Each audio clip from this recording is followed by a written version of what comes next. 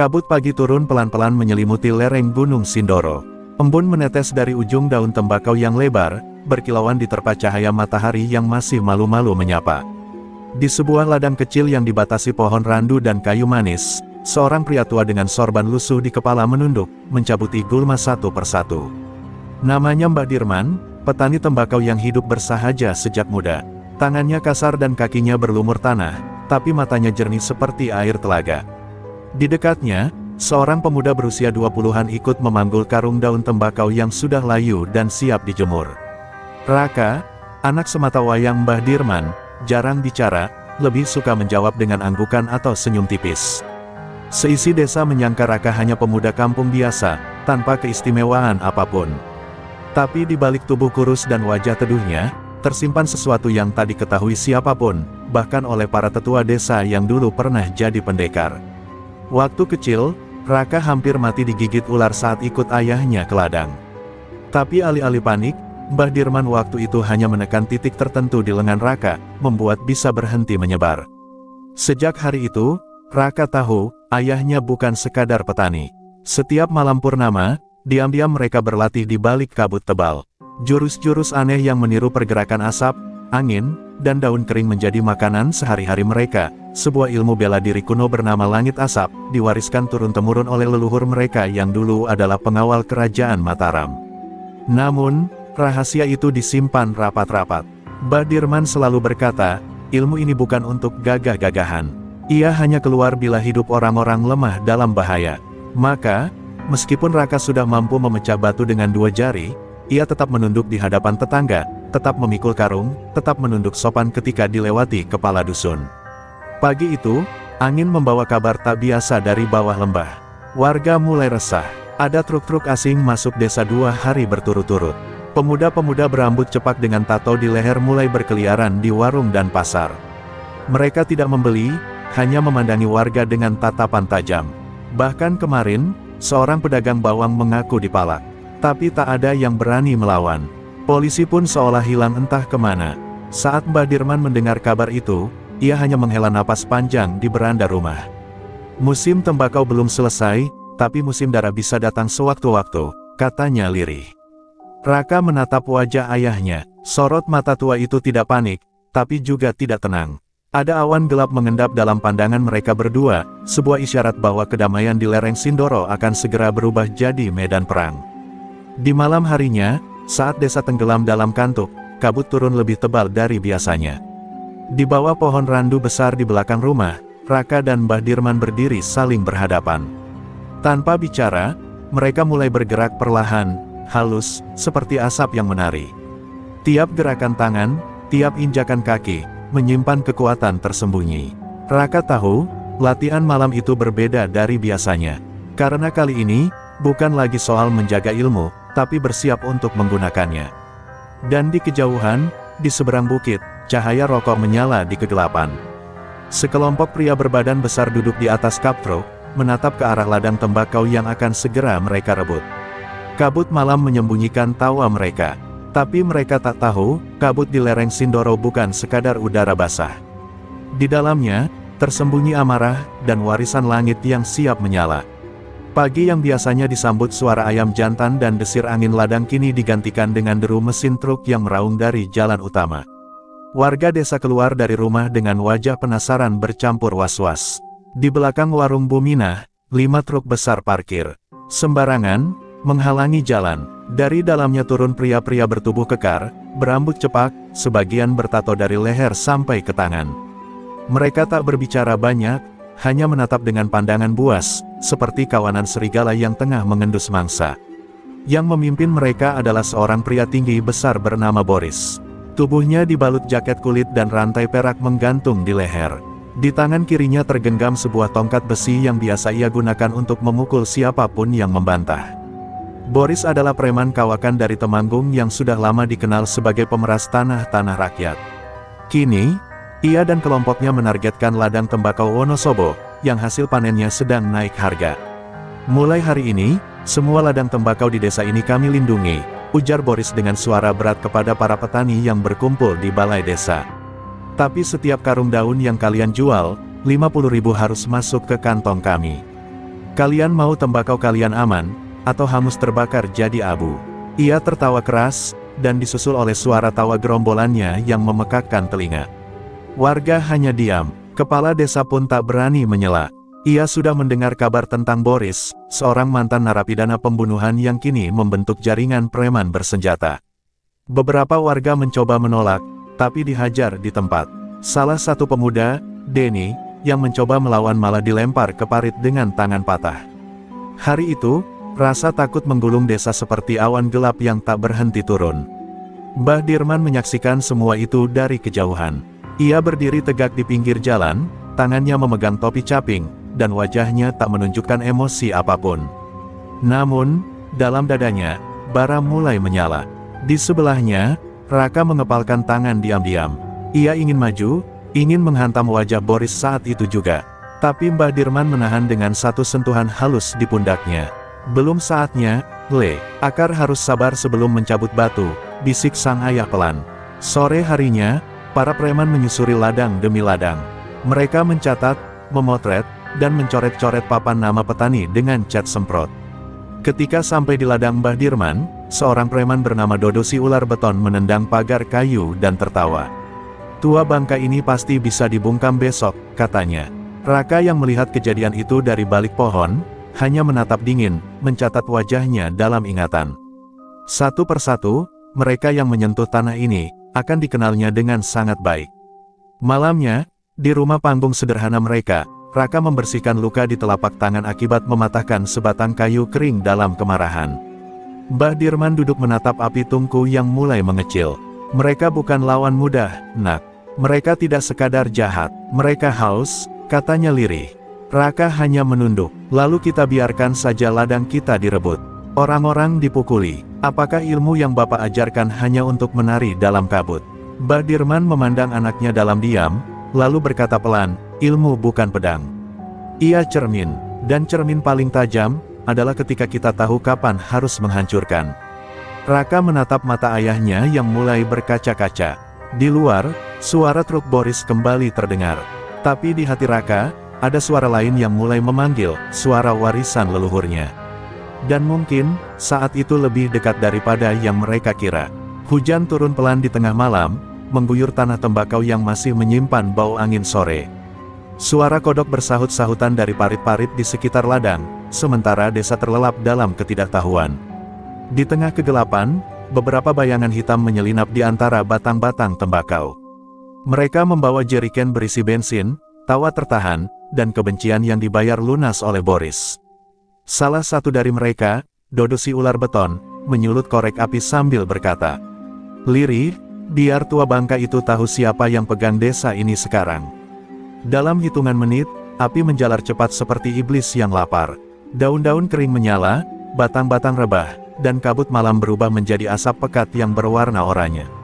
Ladang Mbah Dirman, yang ditanami dengan cinta selama puluhan tahun, berubah menjadi lautan api. Bau hangus tembakau dan kayu terbakar mencabik langit malam, membuat bulan pucat bersembunyi di balik awan. Raka terbangun oleh suara letupan. Dari jendela kamarnya, ia melihat cahaya merah menyala dari arah ladang. "Bapak!" teriaknya panik. Mereka berdua berlari menembus hujan tanpa alas kaki, tubuh mereka langsung basah kuyup. Tapi yang mereka temui di sana hanyalah bara dan puing. Tanah yang selama ini mereka rawat sudah jadi abu. Tiba-tiba, dari balik semak, Dodo muncul bersama dua anak buahnya. "Ini baru peringatan pertama, Pak Tua," katanya sambil tertawa sinis. "Kalau masih keras kepala, rumahmu yang selanjutnya." Mbah Dirman hanya berdiri diam. Namun Raka tak bisa menahan diri. Ia melompat maju, memukul salah satu preman hingga jatuh terjerembab ke lumpur. Tapi Dodo langsung menghantam Raka dengan batang kayu dari samping. Raka jatuh tersungkur, darah mengalir dari pelipisnya. Mbah Dirman hendak membantu, tapi Dodo menendangnya ke tanah dan menginjak punggungnya. "Jangan main-main dengan Boris, tua bangka," desisnya, lalu mereka pergi meninggalkan keduanya di tengah hujan dan abu. Raka terdiam lama dalam genangan lumpur, tubuhnya menggigil bukan karena dingin, tapi karena kemarahan yang mendidih di dada. Ia melihat wajah ayahnya, berlumur lumpur dan luka, terbaring di samping sisa-sisa ladang mereka yang hangus. Saat itulah, Untuk pertama kalinya dalam hidup, Raka menangis keras. Bukan karena takut, tapi karena tanah yang ia cintai diinjak-injak oleh orang-orang yang bahkan tak mengerti nilai sehelai daun. Di rumah, Raka membersihkan luka ayahnya dengan air hangat. Badirman menahan rasa sakit tanpa suara, namun matanya berkata banyak. Kau sudah merasakannya sekarang, Le, ucapnya pelan. Mereka membakar lebih dari sekadar ladang, mereka membakar martabat kita. Raka menggenggam tangan ayahnya, menatapnya dengan sorot yang belum pernah muncul sebelumnya. Sudah waktunya, Pak, ilmu itu akan keluar, tapi bukan untuk membalas, untuk menegakkan. Malam itu, Raka berdiri sendirian di halaman, mengenakan pakaian latihan kuno peninggalan kakeknya. Di depan makam tua leluhur mereka, ia bersujud. Angin meniupkan abu tembakau yang masih tersisa, seolah turut meratapi kehancuran. Tapi di balik reruntuhan itu, lahir sesuatu yang lain. Dalam diam, Raka bersumpah, 10 preman akan jatuh, satu persatu. Dan mereka akan tahu, bahwa dari abu, bisa lahir api yang jauh lebih panas. Pagi masih basah oleh embun ketika Raka sudah berdiri tegap di ujung ladang yang hangus. Wajahnya masih menyisakan bekas luka dan lebam, namun matanya membara penuh tekad. Di balik pepohonan randu, ia mengintip seorang pria bertubuh kekar dengan tato ular melilit lengan kanan, Dodo si ular beton, yang sedang mengawasi para preman lain membagi-bagi hasil pemerasan di sebuah gubuk reot. Hari ini, Raka tidak akan membiarkan Dodo lagi mempermainkan nasib petani desa. Raka mengingat dengan jelas wajah Dodo yang dulu menendang pagar ladang ayahnya tanpa rasa hormat, menyeringai sinis sambil mengejek. Kamu pikir kau siapa, bocah? Ini bukan tempat main-main. Dodo sering melukai hati dan tubuh petani dengan tangan besinya. Namun kini, petani muda itu sudah bukan bocah lagi. Jurus langit asap yang dia pelajari sejak lama kini siap menari di medan nyata, bukan hanya latihan di balik kabut. Saat Dodo dan dua anak buahnya keluar dari gubuk, Raka sudah berdiri di tengah jalan setapak, menantang. Dodo, suaranya rendah tapi penuh keyakinan, aku tidak akan diam lagi. Dodo tertawa keras, mengejek. Kau, lawan aku, haha, mari kita lihat seberapa kuatmu. Tanpa aba-aba, perkelahian brutal pun terjadi di antara rimbun daun tembakau yang mulai tumbuh kembali. Gerakan Raka cepat dan lincah, seperti asap yang melayang tanpa bentuk. Ia menangkis pukulan besi Dodo dengan teknik tangkisan daun kering, lalu membalas dengan tendangan melingkar yang menghantam tulang rusuk lawan. Dodo yang terbiasa mengandalkan kekuatan otot tak siap dengan kelincahan itu. Namun dia tidak mudah menyerah, pukulannya berubah semakin ganas dan liar. Perkelahian itu menggema hingga ke ladang-ladang lain, menarik perhatian warga yang mulai keluar rumah. Dalam benturan keempat, Raka mengerahkan teknik rahasia yang diwariskan kakeknya, tendangan asap memutar. Tubuhnya berputar cepat, angin kencang menyapu tanah, dan kaki Raka menendang tepat di dagu Dodo hingga pria itu terpental jauh dan terjatuh dengan suara keras. Dodo mengerang, darah mengalir dari mulutnya. Ini belum selesai, bisiknya sebelum melarikan diri bersama anak buahnya. Warga yang menyaksikan perkelahian itu bersorak dalam hati. Ada harapan di mata mereka yang selama ini redup tertindas. Badirman yang berdiri di balik pohon mengangguk pelan, menyadari bahwa perjuangan sudah dimulai. Ia memegang tangan Raka erat-erat. Kau sudah melangkah ke jalan yang benar, nak. Tapi ingat, musuh yang lain lebih kejam. Raka menatap langit cerah yang mulai menerangi lereng Sindoro. Aku akan jatuhkan satu persatu, ayah. Mereka akan tahu, petani dan anaknya bukanlah orang yang bisa dipermainkan. Di hatinya, api pembalasan menyala. Dari abu ladang yang hangus, lahir seorang pendekar baru yang siap mengukir sejarah. Kabar perkelahian Raka dengan Dodo si ular beton menyebar cepat di desa. Warga mulai merasa ada secercah harapan di balik penindasan yang selama ini mereka tanggung. Namun, Boris yang mendengar berita ini tidak tinggal diam. Ia memerintahkan pasukannya untuk menunjukkan kekuatan lebih kejam agar Raka dan para petani takut. Target pertama mereka adalah pasar desa, tempat berkumpul dan bertukar cerita yang kini menjadi medan pertarungan baru. Pagi itu, pasar yang biasanya riuh menjadi sunyi mencekam.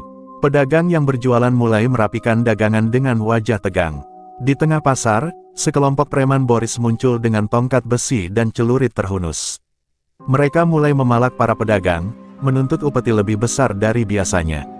Seorang ibu penjual sayur yang mencoba melawan dipukul hingga tersungkur, membuat warga lain menahan napas dalam ketakutan.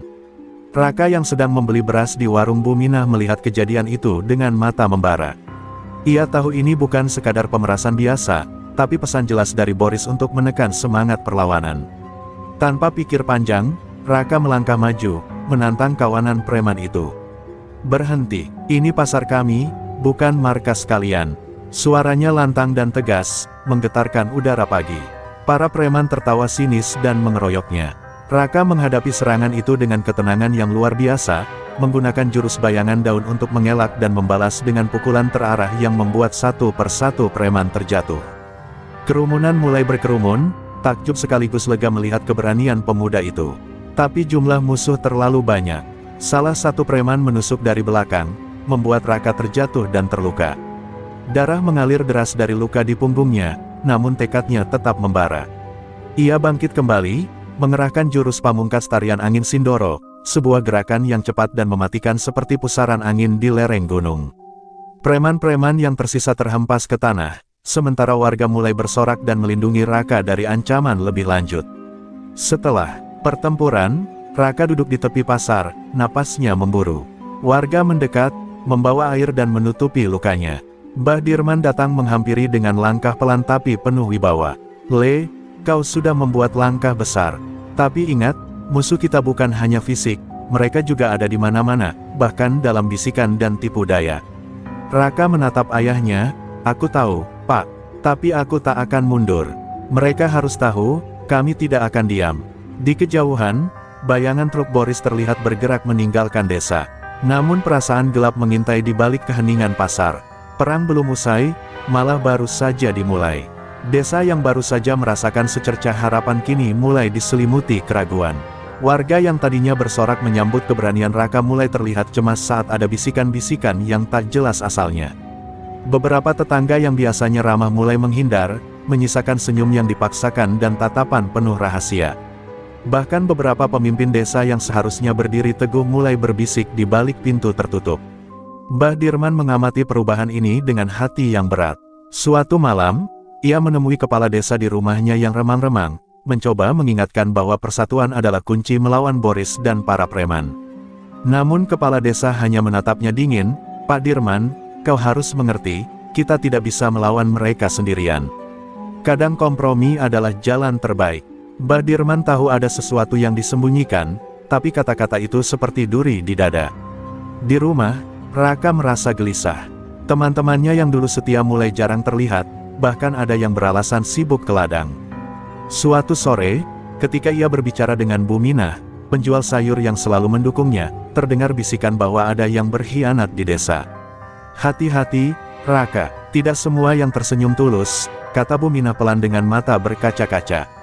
Raka tidak bisa tinggal diam. Ia mulai mengamati gerak-gerik orang-orang di sekelilingnya, menanyakan kabar dan mengumpulkan informasi secara diam-diam. Malam itu, di bawah sinar rembulan, ia melihat dua orang pemuda yang dikenal pendukung preman berbisik dan tertawa sambil menunjukkan tanda tangan yang ia kenali sebagai simbol kelompok Boris.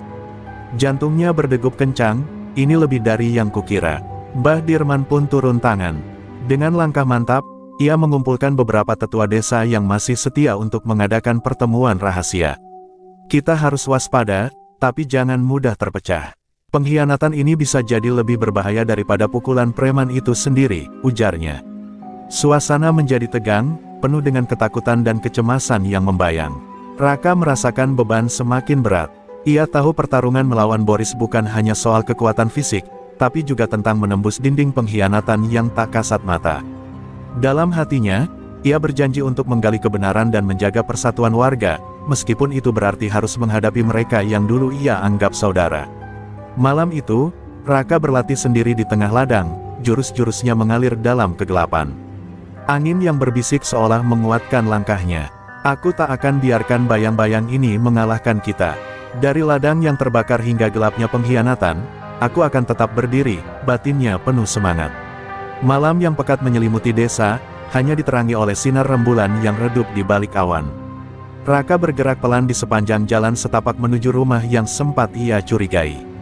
Hati dan nalarnya menuntun ia pada jejak yang selama ini tersembunyi di balik senyum warga desa. Di depan pintu kayu yang berderit itu, Raka mengendap-endap mendengar suara percakapan. Kata-kata kasar bercampur bisikan rahasia, membongkar kenyataan pahit yang selama ini disembunyikan. Dua pemuda yang dikenal sebagai pendukung preman berdiri membicarakan rencana jahat mereka bersama seorang lelaki parubaya yang selama ini dipercaya sebagai tokoh desa. Boris ingin ladang kita hancur, tapi dengan bantuan kepala desa, semua akan jadi mudah, bisik lelaki itu penuh konspirasi. Raka terpaku, hatinya sakit menerima pengkhianatan yang lebih dalam dari luka fisik yang pernah ia derita. Segera setelah mereka pergi, Raka menyelinap keluar dari bayang-bayang, menahan amarah yang membara. Ia tahu jika pengkhianatan ini terbuka, warga desa akan tercerai-berai dan musuh makin mudah menguasai. Dengan penuh kehati-hatian, ia kembali ke rumah untuk merancang langkah selanjutnya bersama Mbah Dirman. "Ayah, kita harus berhati-hati. Tidak semua yang kita percayai selama ini memang layak dipercaya," ucapnya serius. Mbah Dirman mengangguk, matanya memancarkan kebijaksanaan yang dalam. "Ini ujian berat, nak. Tapi ingat, musuh terbesar bukan hanya yang berwajah kasar, tapi juga yang bersembunyi di balik kedamaian." Mereka berdua sepakat untuk memperkuat persatuan dengan mengumpulkan mereka yang masih setia, sekaligus merencanakan cara membongkar pengkhianatan itu tanpa membuat warga semakin terpecah. Keesokan harinya, Raka mengunjungi Buminah dan beberapa warga yang setia. Ia berbicara dengan hati-hati, mengajak mereka untuk waspada dan tetap bersatu. Perlahan-lahan, informasi tentang kepala desa yang bersekongkol dengan Boris mulai tersebar tanpa membuka luka lebih dalam. Warga mulai menyadari bahwa bahaya datang dari dalam, dan perlindungan harus datang dari mereka sendiri. Namun, kepala desa yang terpojok tidak tinggal diam. Ia mengirimkan anak buahnya untuk mengintimidasi Raka. Suatu sore, saat Raka pulang dari ladang, sekelompok preman kecil menghadangnya di persimpangan. Mereka memukul dan mengancam agar Raka menyerah dan berhenti melawan. Tapi dengan jurus bayangan daun, Raka menghindar dengan gesit dan memberi peringatan tegas, "Aku tidak akan berhenti. Desa ini milik kita semua." Kejadian itu membuat warga semakin yakin bahwa perang mereka bukan hanya fisik, tapi juga soal integritas dan keberanian. Raka dan Mbah Dirman kini berdiri di garis depan, siap menghadapi badai yang akan datang.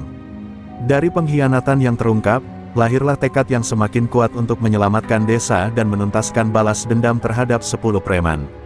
Di bawah naungan pepohonan tembakau yang mulai hijau, Raka dan beberapa warga setia mulai merencanakan serangan balik yang menentukan. Mereka tahu, untuk mengalahkan 10 preman yang menguasai desa, harus dengan strategi yang matang dan kekompakan.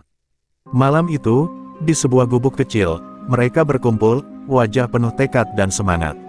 Mbah Dirman memberi wejangan, "Kita bukan hanya bertarung dengan otot, tapi juga dengan hati dan kecerdasan."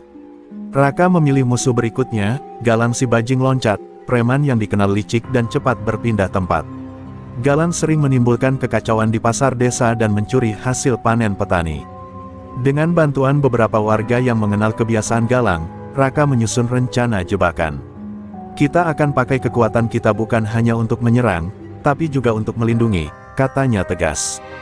Hari penyerangan tiba, Raka dan kelompoknya menyamar sebagai pedagang biasa di pasar. Ketika Galang muncul, dengan sigap mereka mengepung dan mengurungnya di sudut pasar yang sempit. Galang berusaha melawan, tapi gerakan cepat Raka dan jurus tangkisan daun kering membuatnya kewalahan. Dalam satu kesempatan, Raka melayangkan pukulan telak yang membuat Galang jatuh tersungkur dan tak berdaya. Warga yang menyaksikan kejadian itu bertepuk tangan dengan penuh semangat, rasa takut yang dulu membelenggu mulai terlepas sedikit demi sedikit. Namun, kemenangan ini bukan tanpa risiko. Kabar tentang kejatuhan Galang menyebar cepat, dan para preman lain mulai bersiap untuk membalas. Raka tahu, pertarungan ini baru permulaan dan musuh yang lebih berbahaya menunggu di depan. Di tengah malam, Raka duduk bersama Mbah Dirman, membicarakan strategi berikutnya. "Kau harus tetap waspada, nak. Musuh kita bukan hanya kuat, tapi juga licik," pesan Mbah Dirman. Raka menatap jauh ke arah lereng gunung yang berselimut kabut. "Aku siap, ayah. Ini bukan hanya soal balas dendam, tapi melindungi masa depan desa kita." Keesokan harinya, beberapa warga mulai membantu membersihkan ladang dan memperbaiki rumah yang rusak akibat ulah para preman. Semangat gotong royong menyebar, menjadi kekuatan baru yang membuat para preman semakin terpojok. Raka merasa ada harapan besar yang tumbuh bersama tanah Wonosobo yang subur ini. Namun di balik keceriaan itu, bayangan ancaman tetap mengintai. Boris dan anak buahnya mulai merancang serangan besar untuk mengembalikan kendali mereka. Raka dan warga desa harus bersiap menghadapi badai yang lebih dahsyat. Tapi dengan kekuatan kungfu yang dimiliki dan persatuan warga, mereka percaya akan mampu mengatasi segala rintangan. Kabut tebal menyelimuti lereng Sindoro saat Raka melangkah menuju puncak, tempat yang sudah lama menjadi saksi bisu banyak pertarungan. Kali ini, lawannya bukan sembarang preman, melainkan Joko si harimau liar, preman paling ditakuti dengan kekuatan fisik luar biasa dan reputasi tanpa ampun. Suara langkah kaki mereka bergema di antara pepohonan, membentuk suasana mencekam yang hanya diwarnai deru nafas berat. Joko menatap Raka dengan mata tajam, senyum sinis menghiasi wajahnya yang penuh bekas luka. "Kau petani bodoh yang berani menentang aku. Aku akan hancurkan mimpimu," geramnya. Raka hanya mengangguk tenang, tidak tergoda oleh provokasi. Dalam hatinya, ia tahu duel ini menentukan nasib desa dan kehormatan keluarganya. Pertarungan dimulai dengan pukulan dan tendangan ganas dari Joko yang seperti badai.